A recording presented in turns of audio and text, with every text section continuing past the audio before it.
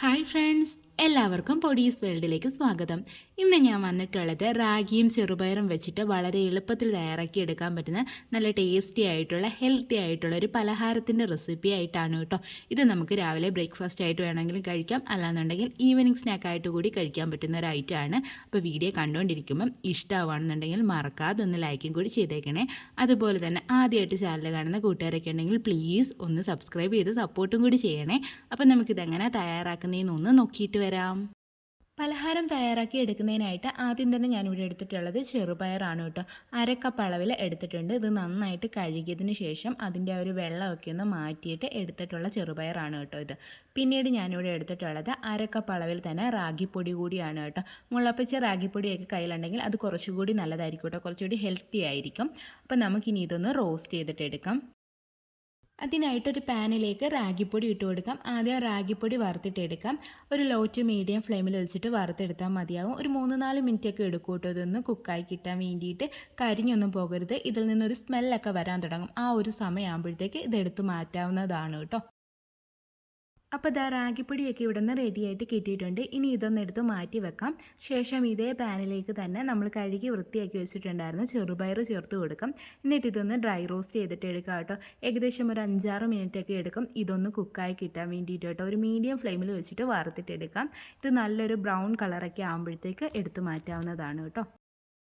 അപ്പോൾ ഇതാ ചെറുപയർ ഇവിടെ നിന്ന് റെഡി ആയിട്ട് വന്നിട്ടുണ്ട്. ഇതാ കണ്ടില്ലേ, ഈ ഒരു കളർ ആകുമ്പോഴത്തേക്ക് ഇത് ഫ്ലെയിം ഓഫ് ചെയ്തിട്ടൊന്ന് എടുത്ത് മാറ്റി വെക്കണം കേട്ടോ. ഇതിൻ്റെ ചൂടൊക്കെ ഒന്ന് മാറി വരണം. ചെറുപയറിൻ്റെ ചൂടൊക്കെ ഒന്ന് മാറി വന്നിട്ടുണ്ട്. ഇതൊരു മിക്സിയുടെ ജാറിലേക്ക് അങ്ങ് ഇട്ട് കൊടുക്കാം. ശേഷം ഇതൊന്ന് പൊടിച്ചെടുത്തിട്ട് വരാം കേട്ടോ. ഫൈൻ പൗഡർ ആക്കിയിട്ടല്ല പൊടിക്കുന്നത്, ചെറിയൊരു തരുതരുപ്പായിട്ട് പൊടിച്ചിട്ടെടുക്കണം കേട്ടോ. അപ്പോൾ നമുക്കിതൊന്ന് പൊടിച്ചെടുത്തിട്ട് വരാം. അപ്പോൾ അതൊന്ന് പൊടിച്ചെടുത്തിട്ട് വന്നിട്ടുണ്ട്. ഇനി ഇതൊരു പാത്രത്തിലേക്ക് അങ്ങ് ഇട്ട് കൊടുക്കാം. ശേഷം ഇതിലേക്ക് നമ്മൾ നേരത്തെ എടുത്തു വെച്ചിട്ടുണ്ടായിരുന്ന റാഗിപ്പൊടി കൂടി ചേർത്ത് കൊടുക്കാം. ഇനി ഇതിലേക്ക് ആവശ്യമായിട്ടുള്ള ഉപ്പ് കൂടി ചേർത്ത് കൊടുക്കാം കേട്ടോ. ഞാനിവിടെ ഒരു 1/4 ടീസ്പൂൺ അളവിലാണ് ഉപ്പ് ചേർത്ത് കൊടുക്കുന്നത്. പിന്നീട് ഇതിലേക്ക് 1 ടീസ്പൂൺ അളവിൽ നെയ്യ് കൂടി ചേർത്ത് കൊടുക്കുകയാണ് കേട്ടോ.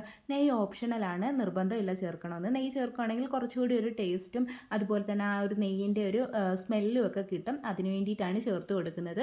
താല്പര്യമില്ലാന്നുണ്ടെങ്കിൽ ഒഴിവാക്കാം കേട്ടോ. എന്നിട്ട് ഇത് നന്നായിട്ടൊന്ന് മിക്സ് ചെയ്തിട്ട് എടുക്കാം കേട്ടോ. നമ്മുടെ കൈ വെച്ചിട്ട് തന്നെ നന്നായിട്ടൊന്ന് മിക്സ് ചെയ്തിട്ട് എടുക്കാം. അപ്പോൾ അത് ആദ്യം നന്നായിട്ടൊന്ന് മിക്സ് ചെയ്തെടുത്തിട്ടുണ്ട്. ഇനി ഇതിലേക്ക് ആവശ്യത്തിന് വെള്ളം ഒഴിച്ചിട്ട് ഇതൊന്ന് നനച്ചിട്ടെടുക്കാം. അതിനായിട്ട് ഞാനിവിടെ ഇളം ചൂടുള്ള വെള്ളമാണ് കേട്ടോ എടുത്തിട്ടുള്ളത്. ഇത് കുറച്ചായിട്ട് ഒഴിച്ചിട്ട് പുട്ടിന് പൊടി നനയ്ക്കുന്ന കണക്ക് ഒന്ന് നനച്ചിട്ടെടുക്കാം. എനിക്ക് ഏകദേശം ഒരു 1/4 കപ്പും പിന്നീട് ഒരു 1 ടേബിൾ സ്പൂണും കൂടിയാണ് വെള്ളം ആവശ്യമായിട്ട് വന്നത് കേട്ടോ. എല്ലാവർക്കും അങ്ങനെ ആയിരിക്കണം എന്നില്ല. നമ്മൾ എടുക്കുന്ന പൊടിക്കനുസരിച്ചിട്ടൊക്കെ ഈ ഒരു വെള്ളത്തിൻ്റെ അളവിൽ വ്യത്യാസം വരും. എന്തായാലും കുറച്ചായിട്ട് ചേർത്തിട്ട് പുട്ടിന് നനയ്ക്കുന്ന കണക്ക് നനച്ചിട്ടെടുക്കാം കേട്ടോ. അപ്പോൾ ആ പൊടിയൊക്കെ ഞാനിവിടെ നന്നായിട്ട് നനച്ചെടുത്തിട്ടുണ്ട്. നമ്മൾ കൈ വെച്ചിട്ട് ഇങ്ങനെ പിടിക്കുമ്പോൾ ഒരു ഷേപ്പ് കണക്ക് ആവുകയും വേണം. അതിങ്ങനെ പൊടിച്ച് കളയുമ്പോൾ കട്ടകളൊന്നും ഇല്ലാതെ പൊടിഞ്ഞ് വീഴുകയും ചെയ്യണം കേട്ടോ. അതാണ് ഇതിൻ്റെ കറക്റ്റ് പരുവം എന്ന് പറയുന്നത്. ഇനി ഇതിലേക്ക് ഒരു 1/4 ടീസ്പൂൺ അളവിൽ ഏലക്കാപ്പൊടി കൂടി ചേർത്ത് കൊടുക്കാം. പിന്നീട് ഇതിലേക്ക് ഒരു 1/4 കപ്പ് അളവിൽ ചിരകിയ തേങ്ങ ചേർത്ത് കൊടുക്കുകയാണ് കേട്ടോ. തേങ്ങയുടെ അളവ് ഒരു 1/2 കപ്പ് മുതൽ 1 കപ്പ് വരെയൊക്കെ ചേർത്ത് കൊടുക്കാവുന്നതാണ്. തേങ്ങ ചേർത്ത് കൊടുക്കുമ്പോൾ കുറച്ചുകൂടി ടേസ്റ്റ് കൂടുതലായിരിക്കും കേട്ടോ. അടുത്തതായിട്ട് ഇതിലേക്ക് ഒരു 1/2 കപ്പ് അളവിൽ പൊടിച്ച ശർക്കര കൂടി ചേർത്ത് കൊടുക്കാം. നമുക്ക് എത്രത്തോളം മധുരം വേണമോ അതനുസരിച്ചിട്ട് ശർക്കരയുടെ അളവിൽ വ്യത്യാസം വരുത്താം കേട്ടോ. ഇനി ഇത് നന്നായിട്ടൊന്ന് മിക്സ് ചെയ്തിട്ട് എടുക്കാം കേട്ടോ. അപ്പോൾ അത് ഞാൻ നന്നായിട്ടൊന്ന് മിക്സ് ചെയ്തെടുത്തിട്ടുണ്ട്. ഇനി ഇതൊന്ന് ഷേപ്പ് ചെയ്തിട്ട് എടുക്കാം. അതിനായിട്ട് ഞാനിവിടെ കുഴുവുള്ള ഒരു തവിയാണ് കേട്ടോ എടുത്തിട്ടുള്ളത്. അതിലേക്ക് കുറച്ച് മാവ് ഇതുപോലൊന്ന് വെച്ച് കൊടുക്കാം. അതിനുശേഷം ആ ഒരു സ്പൂണ് വെച്ചിട്ട് ഇങ്ങനെ ഒന്ന് പ്രസ് ചെയ്തിട്ട് കൊടുക്കും. ജസ്റ്റ് ഒന്ന് പ്രസ് ചെയ്ത് കൊടുത്താൽ മതി, ഒരുപാട് പ്രസ് ചെയ്ത് കൊടുക്കേണ്ട ആവശ്യമില്ല കേട്ടോ.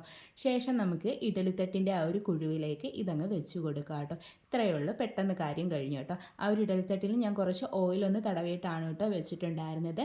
ഇങ്ങനെ തന്നെ ചെയ്തെടുക്കണം എന്നില്ല, ഇഷ്ടമുള്ള ഷേപ്പിൽ ആക്കിയിട്ടെടുക്കാൻ വേണ്ടിയിട്ട് പറ്റൂ കേട്ടോ. അപ്പോൾ എല്ലാതും ഞാൻ അതുപോലെ തന്നെ ഒന്ന് റെഡിയാക്കിയിട്ടെടുക്കട്ടെ. അപ്പോൾ എല്ലാതും ഞാനിവിടെ റെഡിയാക്കി എടുത്തിട്ടുണ്ട്. ഇനി നമുക്കിതൊന്ന് സ്റ്റീം ചെയ്തിട്ട് എടുക്കാം.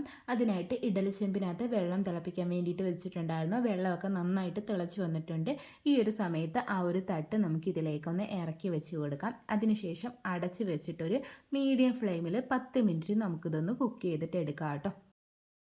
അപ്പോൾ ഇപ്പോൾ ഒരു 10 മിനിറ്റൊക്കെ ആയിട്ടുണ്ട്. നമ്മുടെ സ്നാക്കൊക്കെ ഇവിടെ റെഡി ആയിട്ട് വന്നിട്ടുണ്ട് കേട്ടോ. ഈ ഒരു തട്ട് ഇനി എടുത്തൊന്ന് പുറത്തേക്ക് വെക്കാം, ഇതിൻ്റെ ചൂടൊന്ന് മാറാൻ വേണ്ടിയിട്ട് കേട്ടോ. ചൂട് മാറിയതിന് ശേഷം നമുക്ക് ഈ ഒരു പലഹാരം ഇതിൽ നിന്നൊന്ന് എടുക്കാം കേട്ടോ. അപ്പോൾ ദാ നമ്മുടെ പലഹാരത്തിൻ്റെ ചൂടൊക്കെ ഒന്ന് മാറി വന്നിട്ടുണ്ട്. അത് ദാ ഞാനൊന്ന് എടുത്ത് കാണിക്കുന്നും കൂടി ഉണ്ട് കേട്ടോ. നല്ല ടേസ്റ്റി ആയിട്ടുള്ളൊരു പലഹാരമാണ്. അതുപോലെ തന്നെ ഹെൽത്തിയാണ്. കുട്ടികൾക്കൊക്കെ രാവിലെയോ വൈകുന്നേരങ്ങളിലോ നമുക്ക് ഉണ്ടാക്കി കൊടുക്കാൻ പറ്റുന്ന നല്ലൊരു പലഹാരമാണ് കേട്ടോ. രാവിലെ ബ്രേക്ക്ഫാസ്റ്റ് ആയിട്ടൊക്കെ ഉണ്ടാക്കുകയാണെന്നുണ്ടെങ്കിൽ കറികളുടെ പോലും ആവശ്യമില്ല. എണ്ണയിലൊന്നും മുക്കി പിടിക്കാത്ത നല്ല ഹെൽത്തി ആയിട്ടുള്ളൊരു പലഹാരമാണ്. അപ്പോൾ ഇതെല്ലാവരും ഒന്ന് ട്രൈ ചെയ്ത് നോക്കണേ. ട്രൈ ചെയ്ത് നോക്കിയിട്ട് ഫീഡ്ബാക്ക് പറയാൻ മറക്കല്ലേ. അപ്പോൾ ആദ്യം ഞാനൊന്ന് മുറിച്ചിട്ടും കൂടി കാണിക്കുന്നുണ്ട്. ഇതുപോലുള്ള ഒരുപാട് റെസിപ്പീസൊക്കെ നമ്മുടെ ചാനലിലുണ്ട് കേട്ടോ. ചെറുപയറിലൊക്കെ ധാരാളം പ്രോട്ടീൻസ് അടങ്ങിയിട്ടുണ്ട് കേട്ടോ. അതുപോലെ തന്നെ റാഗിയിലും രക്തക്കുറവൊക്കെ ഉള്ളവർ റാഗി കഴിക്കുന്നത് വളരെ നല്ലതായിരിക്കും. അതുമാത്രമല്ല അമിതവണ്ണം ഉള്ളവർക്കൊക്കെ വണ്ണം കുറയാനും റാഗി ഒരുപാട് ഹെൽപ്പ് ചെയ്യും കേട്ടോ. ബ്രേക്ക്ഫാസ്റ്റൊക്കെ ആയിട്ട് റാഗി ഉൾപ്പെടുന്ന ഭക്ഷണങ്ങൾ കഴിക്കുകയാണെന്നുണ്ടെങ്കിൽ വണ്ണം കുറയാൻ ഒരുപാട് സഹായിക്കും കേട്ടോ. അപ്പോൾ എല്ലാവരും ട്രൈ ചെയ്ത് നോക്കുക. വീഡിയോ ഇഷ്ടമായിട്ടുണ്ടെങ്കിൽ ഒന്ന് ലൈക്ക് ചെയ്യണേ. ആദ്യമായിട്ട് ചാനൽ കാണുന്ന കൂട്ടുകാരൊക്കെ ഉണ്ടെങ്കിൽ പ്ലീസ് ഒന്ന് സബ്സ്ക്രൈബ് ചെയ്ത് സപ്പോർട്ടും കൂടി ചെയ്യണേ. വീണ്ടും നല്ലൊരു വീഡിയോ ആയിട്ട് വരാം. Thanks for watching.